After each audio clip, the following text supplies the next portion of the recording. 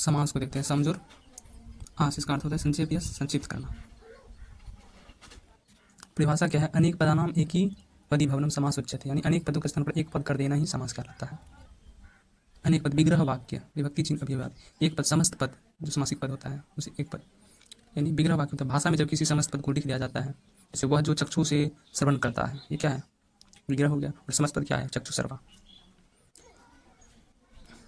किसी भी समस्त पद का विग्रह करते समय हमें ध्यान रखना चाहिए कि जो अर्थ समस्त पद का होता है वही अर्थ विग्रह वाक्य का होना चाहिए। जैसे चरण कमल, चरण कमल, चरण क्या है? विशेष है, कमल क्या है? विशेषण है। तो इसका क्या होगा? चरण या कमल, इसका होगा चरण के समान कमल थोड़ी होगा, इसका होगा कमल के समान है जो चरण, यानी देख लो यहाँ पे कमल के समान है जो चरण, या चरण जो कि कमल के समान है। गजानन, गजानन का क्या है? गज के समान है जो आनंद जिसका, नहीं, गज के आनंद के समान है जिसका, गज के आनंद के समान है आनंद जिसका। चतुरानन, वह जिसके चार आनंद है। कौन? ब्रह्मा जी, बहुविधि हो गया।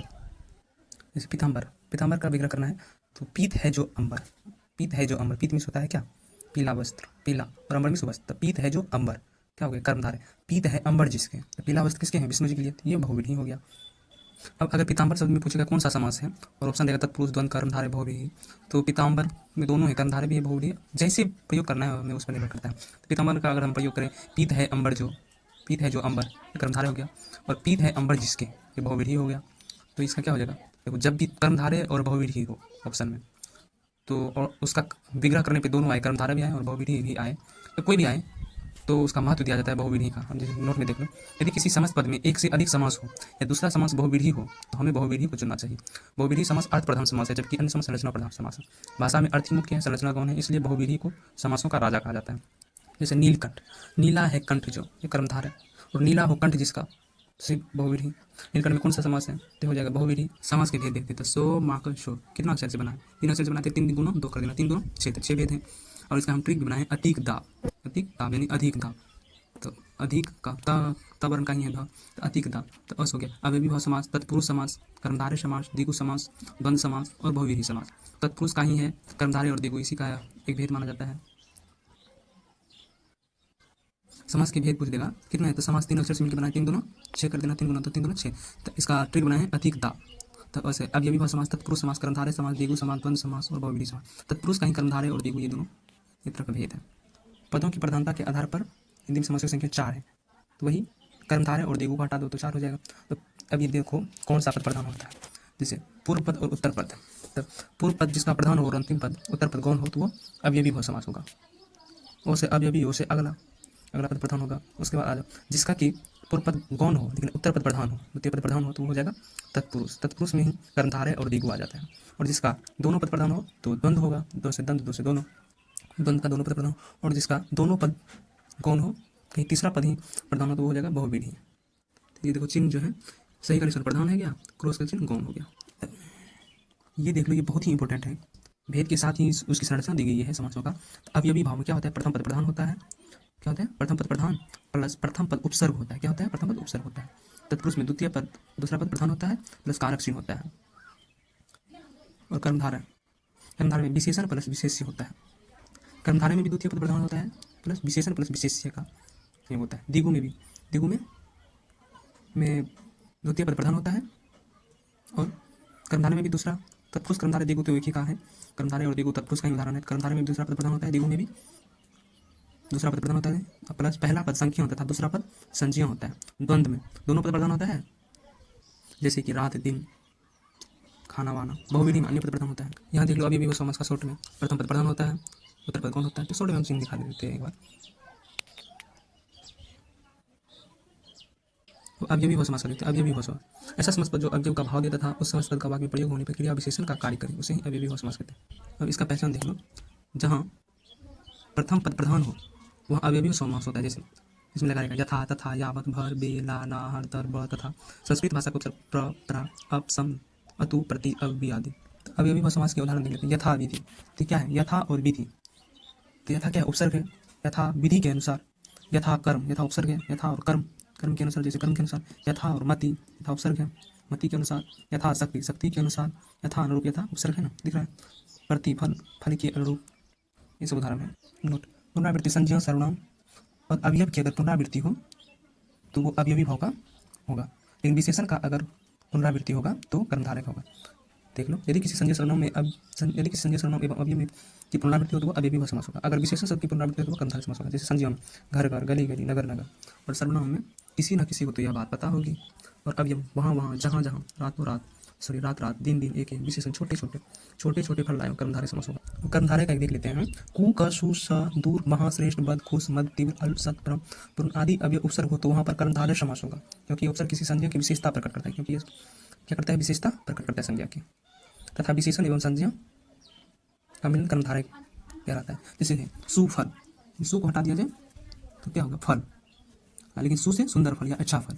सु क्या है, विशेषण है, फल क्या है, विशेषी है। सु का विशेषता, सु जो विशेषता बता रहा है, फल का कर्मधारय हो गया। अब जैसे कुपुत्र का उपसर्ग है कुशन, कुपुत्र यानी बुरा पुत्र, कुशन यानी बुरा सन, सुपुत्र अच्छा पुत्र, सफल स उपसर्ग है, स क्या है, उपसर्ग है। अब दूर से दुर्जन, जन दू क्या है, उपसर्ग है। महापुरुष, पुरुष की विशेषता बता रहा है, महा उपसर्ग है। बदबू, बू बुरा है जो, बू विशेषता बता रहा है, बू की खुशबू। ऐसे तत्पुरुष समास में तत्पुरुष कारक आधारित समास होता है। क्या होता है, तत्पुरुष में प्रथम पद गौण होता है, द्वितीय पद प्रधान होता है और कारक चिन्ह लगा रहता है। तत्पुरुष कारक चिन्ह आधारित समास होता है। इसमें कर्ता एवं संबोधन कारक को छोड़कर अन्य सभी कारक, कर्म से लेकर अधिकरण कारक तक चिन्ह रहता है। उसका ये देख लीजिए, बहुत ही ज़्यादा इंपॉर्टेंट है पूरे समास का, ये बहुत इंपॉर्टेंट है। अगर पूरा समास मतलब कि तत्पुरुष का जितने भी समास है उससे समझ में आएगा। जैसे समासिक पद है, कार्योन्मुख का विग्रह क्या होगा, कार्य को उन्मुख, को का चिन्ह हो गया, कर्ण तत्पुरुष हो गया। दुग्ध निर्मित, दुग्ध से निर्मित, से क्या होगा, दुग्ध से निर्मित, कर्ण तत्पुरुष। देशभक्ति, देश के लिए भक्ति, संप्रदान होगा। देश निकाल, देश से निकाला जा रहा है, तो ये अपादान हो जाएगा। राजपुत्र, राजा का पुत्र, संबंध तत्पुरुष तुम्हें बता रहा है। कर्म, कर्म कुशल, कर्म में कुशल, अधिकरण तत्पुरुष। अब देखो यहाँ पर हम कारक चिन्ह एक बार बता देते। कर्ता, कर्ता ने, कर्ता का क्या चिन्ह होता है, ने, कर्म को करण से के द्वारा, संप्रदान को के लिए, को के लिए, अपादान से यानी अल्पांत की स्थिति में, संबंध तत्पुरुष का के की, और अधिकरण क्या, में पर। कामता प्रसाद गुरु कहता है कि समास में, किसमें, तत्पुरुष समास में पहला पद, पहला शब्द पौधा संज्ञा अथवा विशेषण होता है, किंतु कई बार तत्पुरुष के समस्त पद में प्रथम एवं द्वितीय दोनों पद संज्ञा भी हो सकते हैं। जैसे विद्यागृह यानी विद्या के लिए जो गृह हो, विद्या भी संज्ञा है, गृह भी संज्ञा है। शिवालय, शिव के लिए आलय या शिव का आलय, शिव भी संज्ञा, आलय भी संज्ञा। प्रजापति, प्रजा भी संज्ञा, पति भी संज्ञा, तो प्रजा का पति। अब देखो वो चिन्ह जो बताते हैं, चिन्ह है कर्म तत्पुरुष, जहाँ समस्त पदों में आए दोनों पदों में प्रथम या पूर्व पद के साथ कर्म कारक को विभक्ति चिन्ह लगा हो तो वह विग्रह जो होगा कर्म तत्पुरुष का होगा। जैसे विशेष याद है कि जिन समस्त पदों में गत, प्रात, अतीत, तोड़ कर, उन्मुख, औपनकार, आगत, चोर, सुहाता, मार, धार, फोड़, जनक, गमन, पद, आसन, आतर आदि शब्द आए तो पूर्व पद के साथ को कारक चिन्ह का प्रयोग करना चाहिए। जैसे विदेशगत, विदेश को गत, विदेश गमन, विदेश को गमन करने वाला। सुख प्राप्त, सुख को प्राप्त करने वाला। इंद्रियातीत, इंद्र को यातीत। दिल तोड़, दिल को तोड़ने वाला। कर्म तत्पुरुष के उदाहरण वो पीछे वाले का उदाहरण था। अधिकार प्राप्त, अधिकार को प्राप्त। विरोधजनक, विरोध को प्राप्त। यही सब कर्म तत्पुरुष को देखते हैं। कर्म से या के द्वारा, से जो है निर्जीव के लिए प्रयुक्त होगा और के द्वारा सजीव की। जैसे बिहाड़ी रचित, बिहाड़ी क्या है, सजीव है, तो बिहाड़ी से रचित नहीं होगा, बिहाड़ी के द्वारा रचित होगा। जल पूर्ण, जल क्या है, निर्जीव है, तो जल से पूर्ण होगा, जल के द्वारा नहीं। दुग्ध निर्मित, दूध से निर्मित। संप्रदान तत्पुरुष को देखते हैं, इसका चिन्ह होगा को के लिए। संप्रदान, दान यानी दान के लिए प्रयुक्त, परिभाषा तो बुक से। पहचान इसका शाला, भवन, सभा, अर्पण, आलय, आश्रम, बलि, मंडप होगा। उदाहरण जैसे देख लो, गौशाला, गौ के लिए शाला, पाठशाला, पाठ के लिए शाला, प्रयोगशाला, प्रयोग के लिए शाला। हिमालय, हिम से निर्मित है जो आलय। आपादान तत्पुरुष से अलगाव की स्थिति में, आपादान तत्पुरुष से अलगाव की स्थिति में पहचान होगा। दशमस पद के उत्तर पद में मुक्त, भ्रष्ट, तीन, च्युत, विमुख, निकाला, बाहा, भीत, भय, रहित, द्रोह, ईर्ष्या, वश्या, अलगाव में वही होगा, तो वही सब आता है। उदाहरण के लिए ऋण मुक्त, ऋण से मुक्त, बंधन मुक्त, बंधन से मुक्त, सत्याच्युत, सत्ता से च्युत, देश निकाला, देश से निकाल, सेवा निष्कासित, सेवा से निष्कासित। संबंध तत्पुरुष का के की, संबंध। उदाहरण राजभाषा, राजकाज की भाषा, भूभाग, भू का भाग, राजयोग, राजा बनने का योग, मंत्री परिषद, मंत्री परिषद, मृत्युदंड, मृत्यु का दंड, कर्मयोग, कर्म का योग, भूमिदान, भूमि का दान, गौघृत, गौ का घृत। अधिकार तत्पुरुष मैं, पे, पर। पहचान क्या होगा, इस समस्त पद का उत्तर पद आरूढ़, आरोहण, केंद्रित, विश्वास, निर्भर, प्रवीण, कुशल, चतुर आदि पर हो। जैसे अश्वारूढ़, अश्व पर आरूढ़, आत्ममग्न, आत्म में मगन, कवि, मूर्धन्य, कवियों में राजा, पर्वतारोहण, पर्वत पर आरोहण, कला निपुण, कला में निपुण आदि। कर्मधारय समास को देखते हैं। कर्म विशेष का जो लिंग वचन होता है, विशेषण का भी वही लिंग वचन होता है। जैसे नील गाय, नील गगन, गगन क्या है, विशेष है, गगन क्या पुल्लिंग है, नील क्या है, विशेषण है, तो गगन के अनुसार होगा नीला है जो गगन। अब जैसे नील गाय, गाय क्या है, स्त्रीलिंग है, विशेष है, नील विशेषण है, तो नीली, नीली, यहाँ पे देखो नीला, यहाँ पे नीली है जो गाय। महासमुद्र, समुद्र क्या है, पुरुष, महान है जो समुद्र, महानदी स्त्रीलिंग है नदी, तो महती है जो नदी, महारानी महती है जो रानी। चंद्र बदन, चंद्रमा के समान है जो बदन, चंद्र क्या है उपमान है, और बदन क्या है उपमेय। कमलाक्ष, कमल के समान है जो अक्षी आंखें। कर्मधारय समास में उदाहरण सद्गुण, सत्य है जो गुण, सद्धर्म सत्य है जो धर्म, परम पुरुष परम है जो पुरुष, परम है जो पुरुष वह, वो बहुब्रीहि हो जाएगा। विशेष सु स्व कु उपसर्ग वाला जो बताए थे, सुफल अच्छा है जो फल, सुदर्शन सु है जो दर्शन, कुमति मति कु उपसर्ग है, कु है जो मति। द्विगु समास देखते हैं, द्वि और गु। द्वि मीन्स होता है दो, गु मीन्स होता है गाय। दो क्या है संख्या है, गाय क्या है संज्ञा है, समूह, किसी वस्तुओं के समूह की सूचना दे जो। संख्या प्लस संज्ञा दिगु, संज्ञा प्लस संख्या दिगु, यानी कि पहले संख्या आएगा तब संज्ञा आएगी, पहले संज्ञा भी आ सकता है फिर संख्या।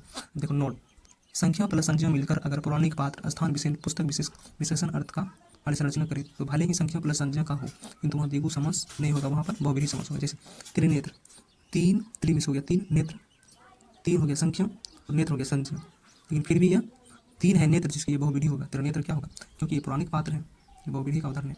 पंजाब सॉरी चतुर्भुज, चार है भुजा जिसके चतुर्भुज ये किसके लिए कहा गया है, भगवान विष्णु के लिए, तो बहुव्रीहि का है। चौराहा, चार राह, चार हो राह जहान, ये द्विगु का उदाहरण हो गया। अष्टाध्यायी, आठ हो अध्याय जिसमें बहुव्रीहि का अष्टाध्यायी किसकी रचना थी, पाणिनि का।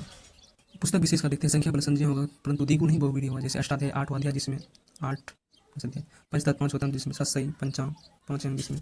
पौराणिक बात देखते हैं, संख्या प्लस संज्ञा द्विगु नहीं बहुव्रीहि होगा। त्रिलोचन, तीन है लोचन जिनके, त्रिनयन, तीन है नयन जिनके। स्थान विशेष, पंजाब छत्तीसगढ़ पंचवटी, पाँच है नदियाँ जहाँ पंजाब, 36 है गढ़ जिसमें, पाँच है पाँच वृक्षों का समूह पंचवटी छत्तीसगढ़ में जहाँ राम जी रहे थे। अर्थ विशेष वाचक, तिरंगा, तीन है रंगा जिसमें, तिरंगा। अब तीन कोई भी तीन रंग का हम तिरंगा नहीं कहेंगे। त्रिपिटक, तीन पिटकों का संग्रह, भगवान बुद्ध का जो त्रिपिटक था। देखो समास का उदाहरण देखते हैं, चतुर्भुज, चार युगों का समूह, षड दर्शन, समूह जैसे आगे तो देखो का उदाहरण हो गया। षड दर्शन, छह दर्शनों का समूह। त्रिपिटक, तीन पिटकों का समूह। त्रिकाल, तीन कालों का समूह। चौराहा, चार राहों का समूह। तिराहा, तीन राहों का समूह। चौखट, चार कोटों का समूह। अठन्ने, आठ आनों का समूह। चतुर्युग, चार युगों का समूह। बहुव्रीहि, बहुत विधि मिस बहु मिस बहुत विधि मिस अन, नहीं बहुत है अन जिसके पास। बहुव्रीहि में दोनों पद गौण होते हैं किंतु अन्य पद ही प्रधान होता है, ये बहुव्रीहि है। देख लो एक बार, कर्मधारय में विशेषण प्लस विशेष होता है, बहुव्रीहि में विशेषण प्लस विशेषण ही होता है। विशेषण जैसे बिना पानी, बिना भी विशेषण है, पानी भी विशेषण है तो सरस्वती। जैसे बिना पानी, बिना है पानी में जिसके, वह पानी में होता है हाथ। बहुव्रीहि में पौराणिक देवी देवताओं ऋषि मुनि ये सब आते हैं, ग्रंथ सब जो जो पढ़े थे। सरस्वती बिना पानी, बिना है पानी यानी हाथ में जिसके। वाक देवी, वाक प्लस देवी, वह जो वाक की देवी है। हनुमान, आज्ञा, अंजनी सूत, वे जो अंजनी के सूत हैं। वज्रांग, वज्र के समान कठोर अंग है जिसके। चक्र, पानी, चक्र जिसके पानी में है। विष्णु, जैसे रावण का। बहुबाहु, वह जिसके बहुत बहुत भुजा है। दस आनन, वह जिसके 10 आनन है। इसमें किसका उदाहरण, बहुव्रीहि के।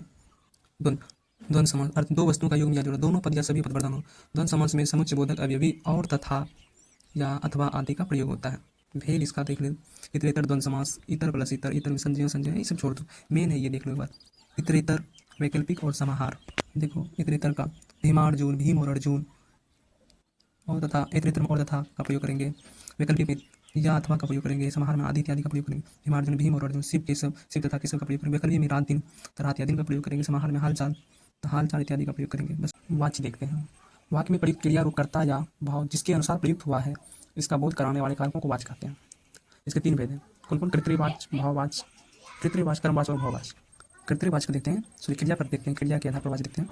तो कर्तृवाच्य, कर्मवाच्य, भाववाच्य। कर्तृवाच्य में जो है सकर्मक और अकर्मक दोनों कर्म उपस्थित रहेंगे। कर्मवाच्य में जो सकर्मक कर्म हमेशा उपस्थित रहेंगे, कर्म जो उपस्थित रहेंगे वो सकर्मक रहेंगे। भाववाच्य में सकर्मक कर्म उपस्थित नहीं रहेंगे, अकर्मक रहेंगे। अगर सकर्मक रहेंगे तो निषेध के रूप में रहेंगे, जैसे मुझसे उठा नहीं जाता। पहचान देख लेते हैं कर्तृवाच्य का।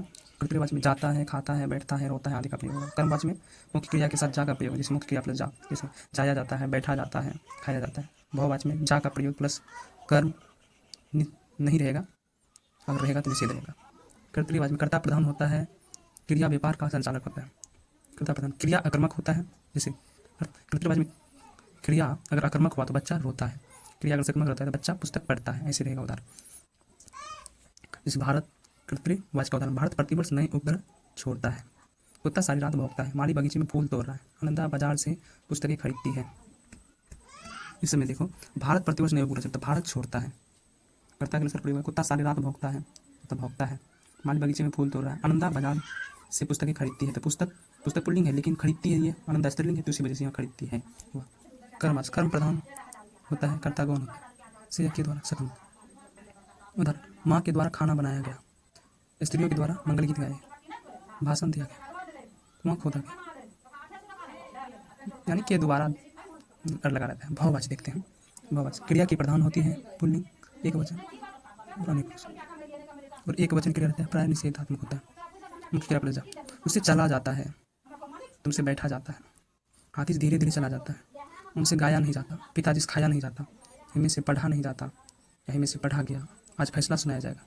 कृतवाच और कर्मवाच, कृतवाच से कर्मवाच बनाना, जैसे राम ने पुस्तक पढ़ी तो कर्मवाच बनाना, राम के द्वारा पुस्तक पढ़ी गई। वीणा कविता सुनाती है, वीणा के द्वारा कविता सुनाई जाती है। हरीश चित्र बना रहा है, हरीश के द्वारा चित्र बनाया। शॉर्ट देखते हैं, कृतवाच कर्ता प्रधान होता है, कर्मवाच में कर्म प्रधान होता है, भाववाच क्रिया प्रधान होता है। जैसे उससे चला नहीं जाता है, तुमसे बैठा नहीं जाता है, में से पढ़ा नहीं जाता, जैसे उससे चला जाता है, चला जाता है ना, चला चलना क्या है, क्रिया, क्रिया प्रधान है। तुमसे बैठा जाता है, बैठना क्या है, क्रिया, क्रिया बैठा जाता है, क्रिया, इनमें से पढ़ा जाता है, पढ़ना क्या है, क्रिया, क्रिया प्रधान हो गया।